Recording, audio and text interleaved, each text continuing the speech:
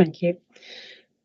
Good morning, I'm Councillor Diane Donaldson and I'll be chairing this hearing of the Subcommittee B of the Licensing and Public Protection Committee of Birmingham City Council.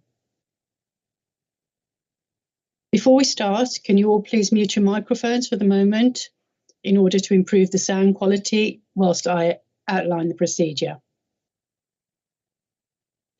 Can you also please turn off your cameras with the exception of the committee members, unless you are the person speaking. This is to reduce bandwidth. Could everyone attending today's meeting please put their mobile phones on silent and ensure they're situated in a room or environment which is free from distractions or any unnecessary noise emanating from radios, TVs, etc. Thank you for that. I'm speaking slowly and clearly so everyone can follow. It is vitally important, for what I hope are obvious reasons, that those attending the meeting and making representations are able to hear me and members of my subcommittee and officers. Any distractions brought to my attention could result in the meeting being suspended temporarily or to another date and time under the regulations for these types of meetings. I also confirm that this is a public meeting and is therefore being live streamed on the City Council's website in order that the general public can view it. I advise that this meeting will be webcast for live or subsequent broadcast via the Council's meeting YouTube site, and details can be found in the agenda, and that members of the press public may record and take photographs except where there are confidential or exempt items.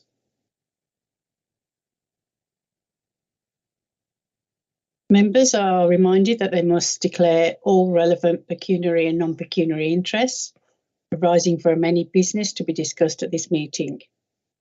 If a disclosable pecuniary interest is declared, a member must not speak or take part in that agenda item. Any declarations will be recorded in the minutes of the meeting. No apologies were submitted for today's meeting.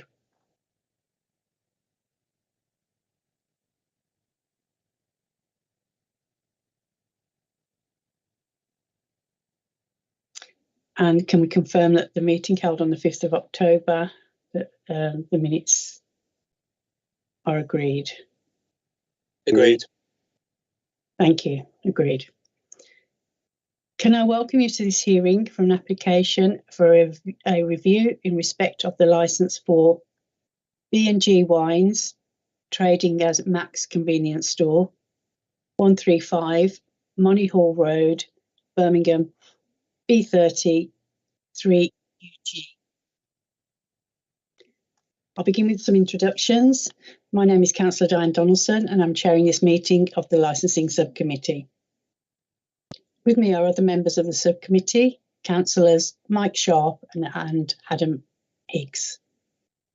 Also present in the meeting are the following officers. Licensing Officer Apinda Nandra. Morning, Chair. Good morning. Committee Manager Katie Townsend. Good morning, Chair. Good morning. Committee Lawyer Joanne Swampillai. Good morning, Chair. Good morning.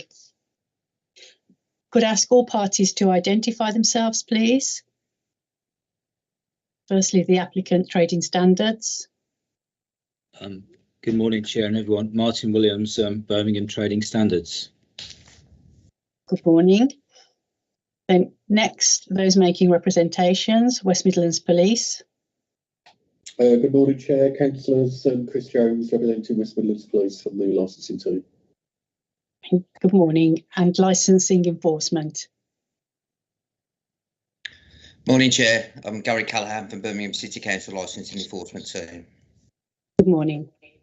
Morning. Next, the licence holder and or their representative. They're not present, Chair.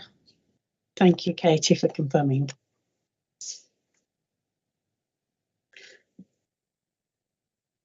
Could I ask if any persons making representations wishes to withdraw their representations at this stage of the hearing?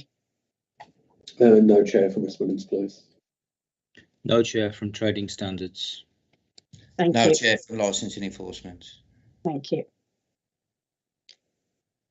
I will assume that all parties have read and understood the Licensing Committee's procedural rules sent out with the notice of today's hearing.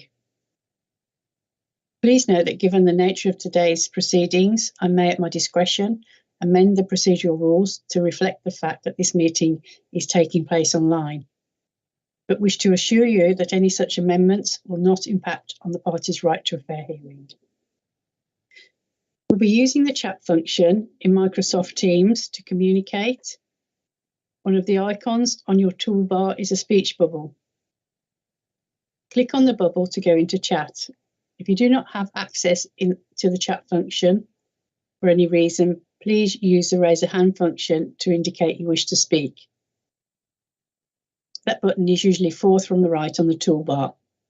You can also, of course, indicate verbally that you wish to speak at the appropriate time. Can you all confirm that you have access to the chat facility by typing your own name now? Officers will also type their job title. The meeting will not proceed until you all have done so.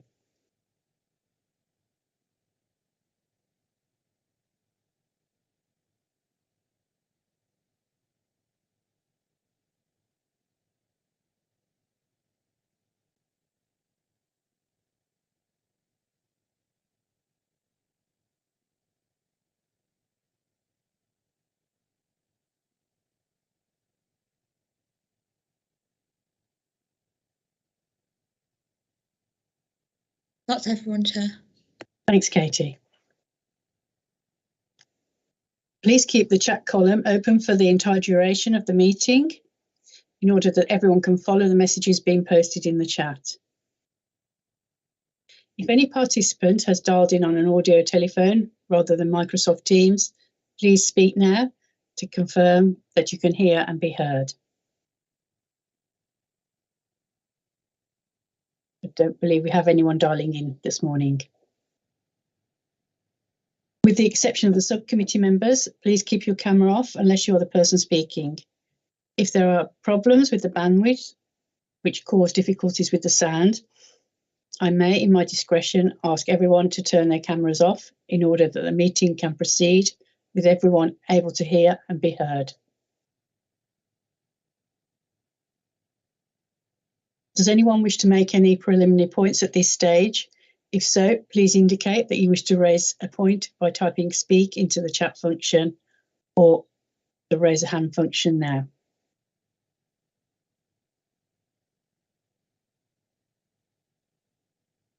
No? Okay. Thank you. I'll now briefly outline the procedure which will be following at today's hearing. Firstly, the licensing officer, Apindra Nandra, will present their report. Then the applicant will be asked to present their case. We're asking if this could be kept to approximately 20 minutes. Next, those making representations will be invited to make their case again. Approximately 20 minutes will be allowed for this part of the hearing. Then the licensing holder and their representative will be invited to make their case again. Approximately 20 minutes will be allowed for this part of the hearing. Can I ask all parties to speak as slowly and as clearly as they possibly can, because the officers are taking notes by hand for the minutes. And the meeting is also being live streamed on the City Council's website. If at any time it is somebody else's turn to speak, please mute your microphone and use the chat function to communicate if necessary. Please note that members of the subcommittee will be able to ask questions at any stage, but will try to do so at the conclusion of each presentation. Cross-examination by the applicant and those making representations will not be permitted until the members consider it appropriate.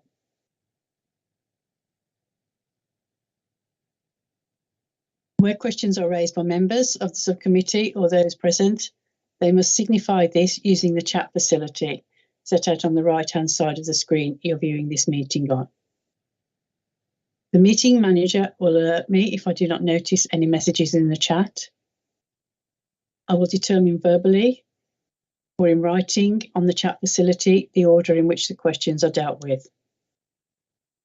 So at any point in the meeting, if you wish to speak, type the word speak into the chat function and the meeting manager will ensure that we come to you at an appropriate moment.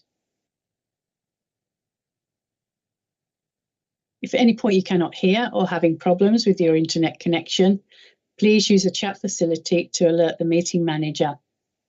The chair will then ask the person speaking to repeat what they have just said. It is therefore important that you use a chat function as soon as you're unable to hear the person speaking. It may well be that the problem is caused by people still having their microphones or cameras on, which creates interference. So I will remind everyone, please mute your microphones and turn off your cameras when you're not the person speaking. Could I point out that occasionally it may be necessary for the subcommittee to take legal advice? At my discretion, I may ask all parties to wait in this meeting whilst members and the relevant officers withdraw to take legal advice using a separate meeting within Microsoft Teams. We will then return to this meeting and continue.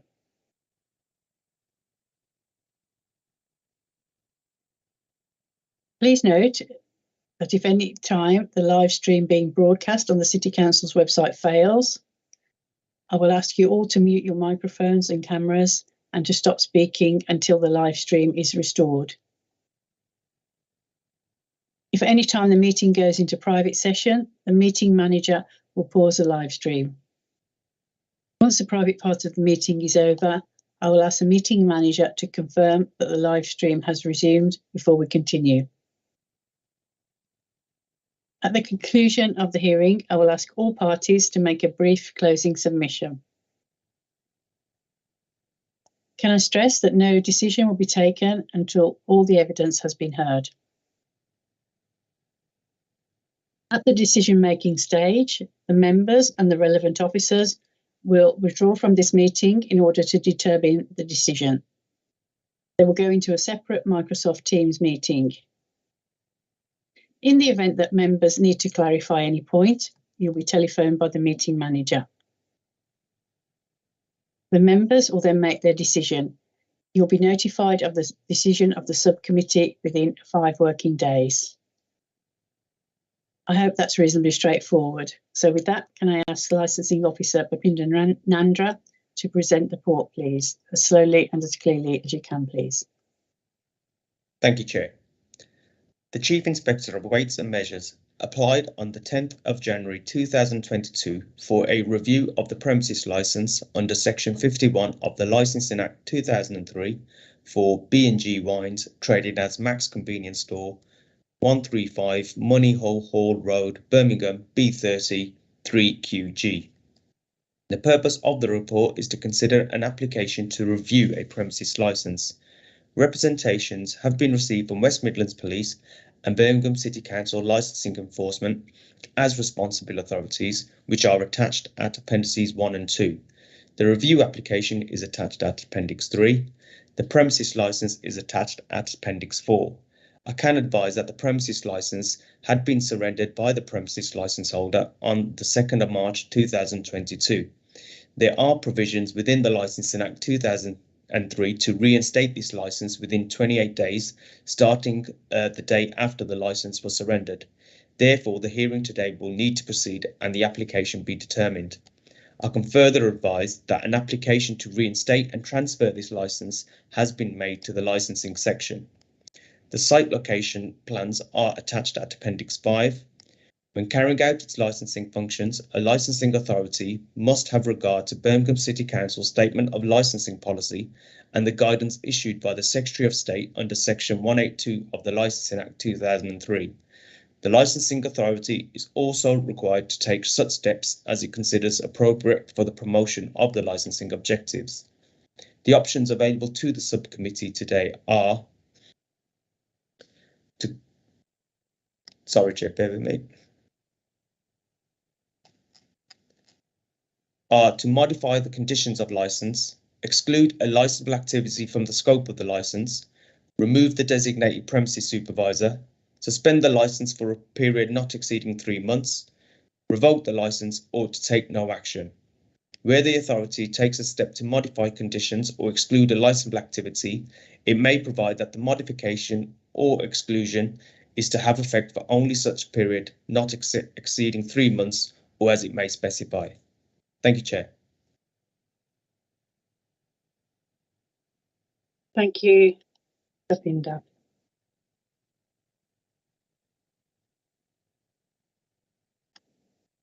Would the applicant, Trading Standards, like to make their presentations now, please?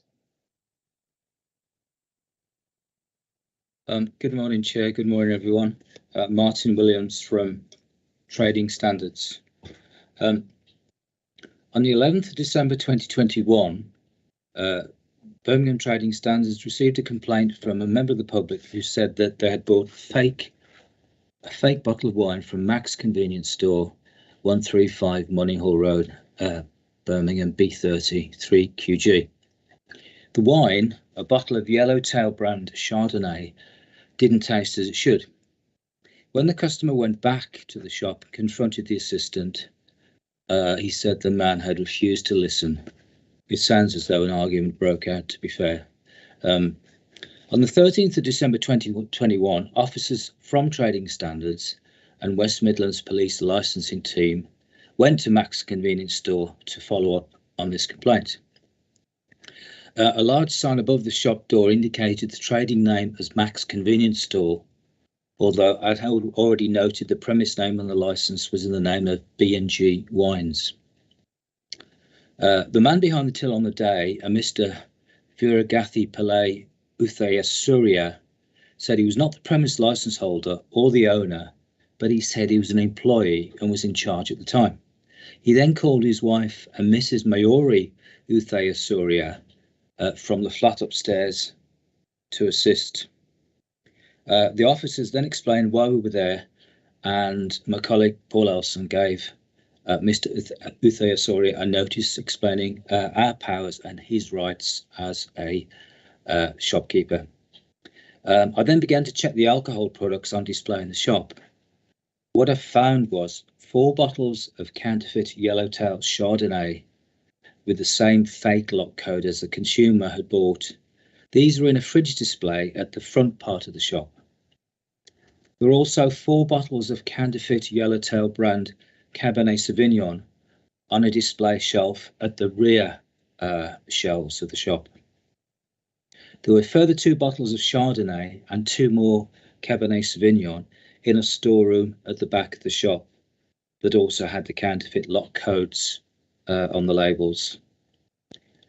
We advised people in charge of the shop that the bottles would be removed for further examination, and Mr. Uthayasuriya signing was given a receipt for the items that we seized on that day.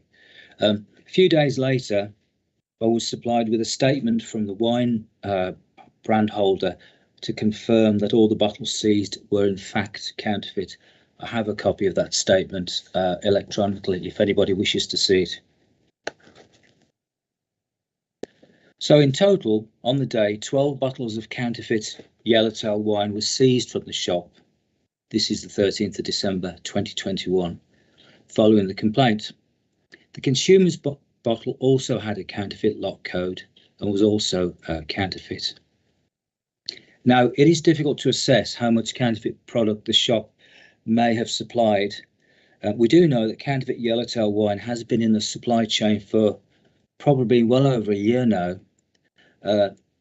As you're probably aware, Trading Standards relies upon intel and complaints from members of the public. However, if customers don't realise or don't complain, then things can go on unchecked for quite some time. This can damage the product's reputation, as I'm sure you're aware, as some customers won't complain but will just often switch brands because they're dissatisfied. It may also harm the shop's reputation as well, which you'd think a shop may realise stocking counterfeit goods. But besides any risk of selling fake products that could have the potential to be harmful. Now, the counterfeit lot codes in question are known to the producers of Yellowtail wine, and they've had many samples analysed from different stores across the country in the last 18 months. The product is shown to be a poorer quality wine, but thankfully it isn't harmful. Now, considerable investigation has gone on upstream of retail level to trace and halt the supply of these products by several agencies. We've been involved with that, including Revenue and Customs, Food Standards Agency, and the Wine Inspectorate, with quite some success in a way. However, there are still some bottles that remain in the hands of illicit suppliers and retailers that obviously have got through the net beforehand. Now, clearly, if there weren't unscrupulous retailers willing to buy such items, then there wouldn't be a market for counterfeit products. Investigation has shown that there are no fake products in the genuine supply chains. We have looked, we have followed up leads, such as legitimate cash and carries, those sort of suppliers. What we have found is these products are supplied by organised criminal networks who often supply other illicit products, including spirits, smuggled and/or counterfeit tobacco products as well. Any retailer buying these products will be well aware of their source.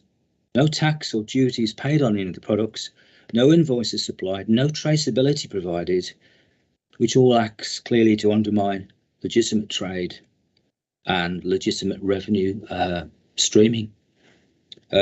Previous history of the shop, very briefly, there are no trading standards complaints against the shop recently. Premise licence holder of the shop at the time of our visit was a Mr. Gurprakash Nijar, licence issued in 2009. The DPS at the time was a Mr. Gurprit Nijar, who also started in 2009. The current shop name on the licence is B&G Wines, even though the sign above the shop states Max Convenience Store. A little bit of research showed that Birmingham Environmental Health received a new food business operator application for the premises from a Mr. Viragatheli Pillai Uthayasuri on the 14th of May 2021. He put himself down as the sole trader for the shop at that time. So I would argue he's probably clearly more than an employee that he said to me on the day of our visit, but clearly not the licence holder or the DPS for the premises.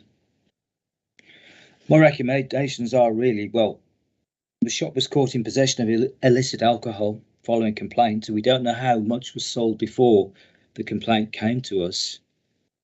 The gentleman went back to the shop to complain and got no help there, and so had to come to us to try and sort it out, which shows me poor judgment and management on behalf of the shop, and really an irresponsible attitude towards selling and dealing with members of the public.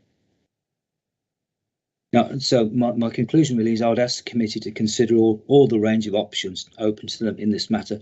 One thing I will say is I've had no contact from anybody from the shop other than an email on the 3rd of March from somebody representing Mr. Uthayasuriya, saying that he was concerned that the shop, Mr. Uthayasuriya was concerned about the fact that he bought stock which he thought was counterfeit and he wanted his money back for that. So I have to say I don't understand why nobody from the shop has taken any responsibility in that matter at all, either the licence holders or the person operating at the time, which to me excuse me, shows a irresponsible attitude towards the operation of the shop.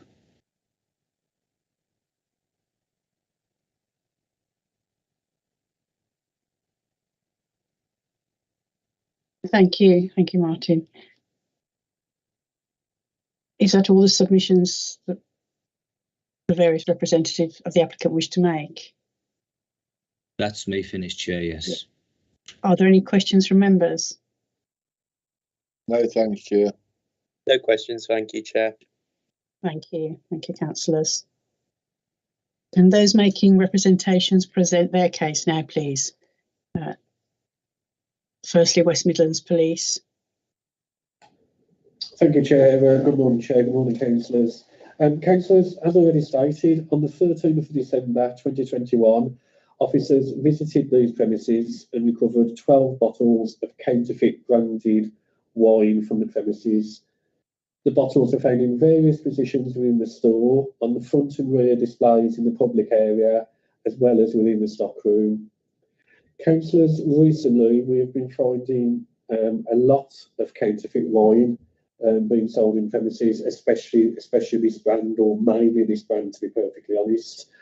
Councillors, from my experience, the finding of the wine and where it was located in various places in the premises would indicate that these were probably the remnants of a larger quantity of counterfeit wine that had been on the premises. From my previous experience, when premises are buying counterfeit products, they're normally sold in cases to the premises out the back of a van as such, and the cases are normally split or normally sold in single bottles.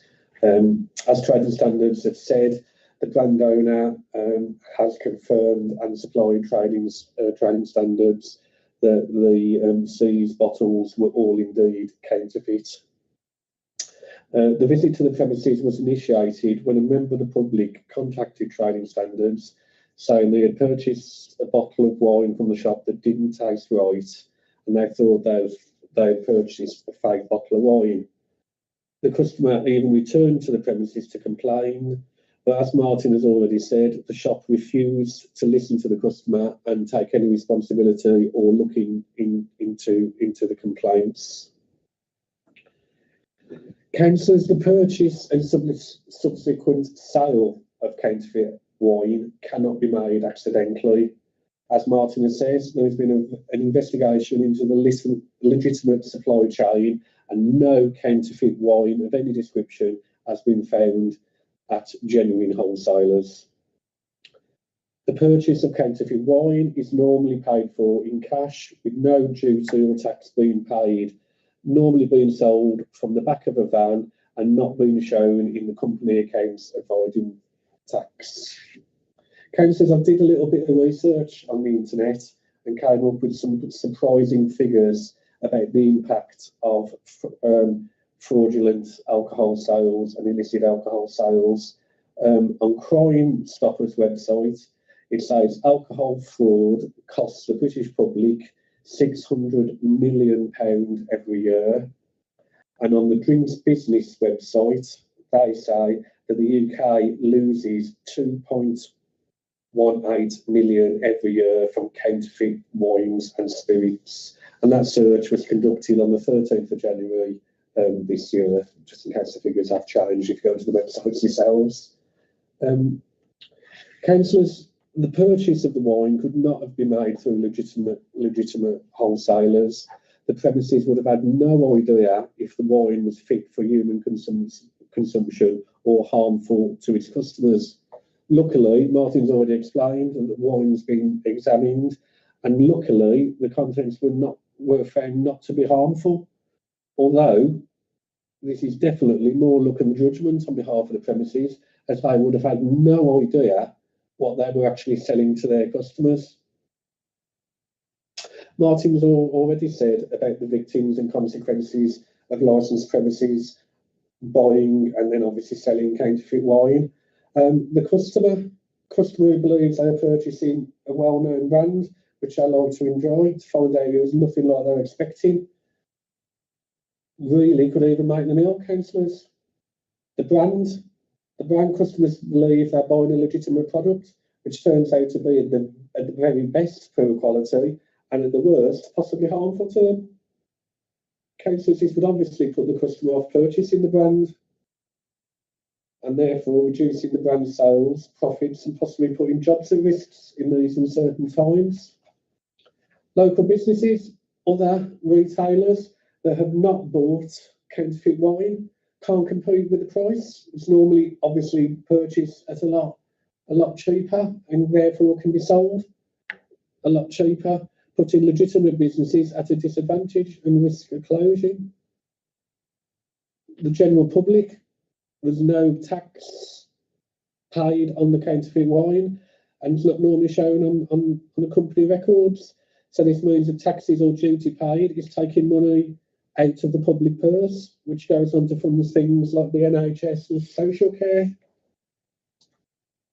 Councillors, as Martin has said, this vendor's wine has been counterfeited on an extremely large scale and indicates that it's been supplied by organised criminal gangs, with the money going on to probably fund more and further criminal activity. The purchase and subsequent sale of counterfeit wine by the premises is a deliberate act to maximise profit, buying cheap stock from outside the legitimate supply chain. West Midlands Police have no confidence in the management of these premises, as they have shown they are willing to put profit over the promotion of the licensing objectives. Councillors, that finishes West Midlands Police presentation, unless you have any questions. Thank you, Gary. Are there any questions from members? I have one, thank you, Chair. Could I just ask, in your view, what would be the appropriate response of this subcommittee to take, in your view? Yeah, councillors, I was going to add that on my summing up, but it's West Midlands Police recommendation that the premises licence should be revoked. Thank you. Thank you. Any more questions from members? No, thanks, Chair. Thank you. Thank you. I should have said Chris, not Gary. Thank you, Chris. I'll move on to licensing enforcement now. Gary Callahan, please.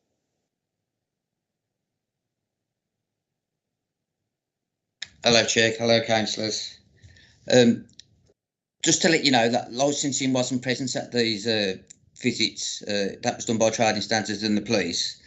But as you've heard from matters outlined by them regarding the visits and findings, from a licensing viewpoint, I'd have serious concerns in respect to this shop. Like you've heard, Chair, that the shop has purchased alcohol knowingly. In my opinion, that it was not from an official cash and carry. They're fully aware of this.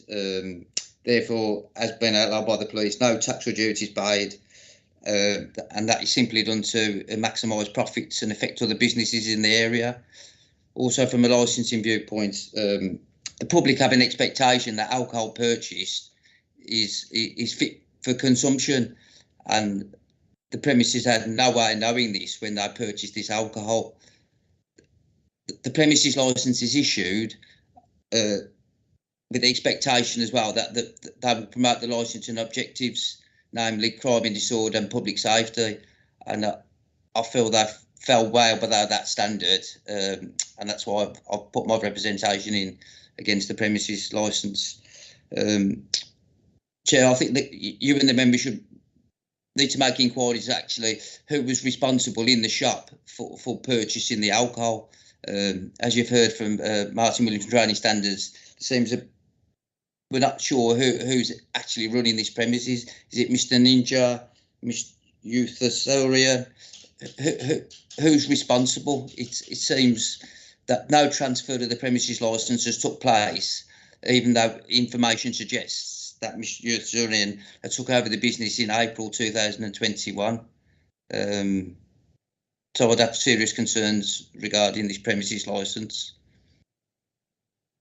I don't know if the chair or members have got any questions. Any questions from members? Just what I said to West Midlands Police, what in your view would be the appropriate response of this committee to take? You've heard from Mr. Andrew earlier about the options available. Like I said, the premises licence has been surrendered, so that to remove the DPS or suspend, I strongly suspect that a revocation is the appropriate action, to be fair, Chair and members. Thank you. Thank you. Councillor Sharp, any questions? No, thanks, Chair. Thank you. Thank you, Gary. At this point, we'd normally take the licence holder and or their representatives, but I believe they're not in attendance today. Katie, could you just confirm that no one's come in? Yeah, that's correct, Chair. Thank you.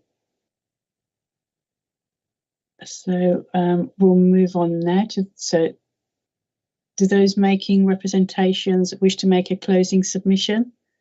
We'll go in reverse order and start with licensing enforcement. Gary Callaghan.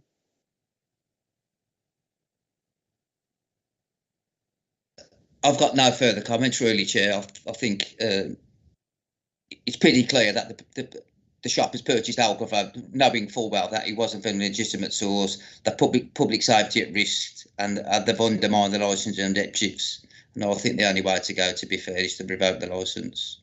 Even, I mean, the police may have concerns regarding the new application made regarding Mr. Youthasurian. He has applied to get their licence reinstated, so whether the police have issues or concerns, you may wish to confirm that with them. I've got no further comments, Chair. Thank you. West Midlands Police, Chris Jones. Thank you, Chair.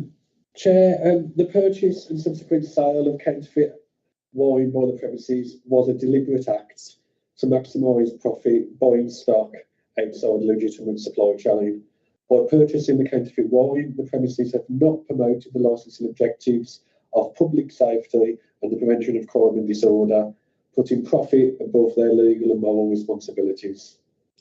West Midlands Police have no confidence in the management of these premises, as they have shown they are willing to prioritise money and profit over the promotion of the licensing objectives. Therefore, West Midlands Police would recommend that this premises licence is revoked.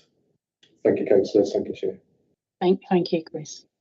And now does Trading Standards wish to make a closing submission, please? Only to say, Chair, that I've no confidence in either parties involved in running the premises. And that's it. Thank you. Right, so I will now ask all parties to leave the Microsoft Teams meeting, and the members and the committee lawyer and the committee manager will go into the private session while the subcommittee makes its decision. You'll be notified of the decision of the subcommittee within 5 working days. Thank you. Thank you, everyone. Thank you, Chair. Thank you.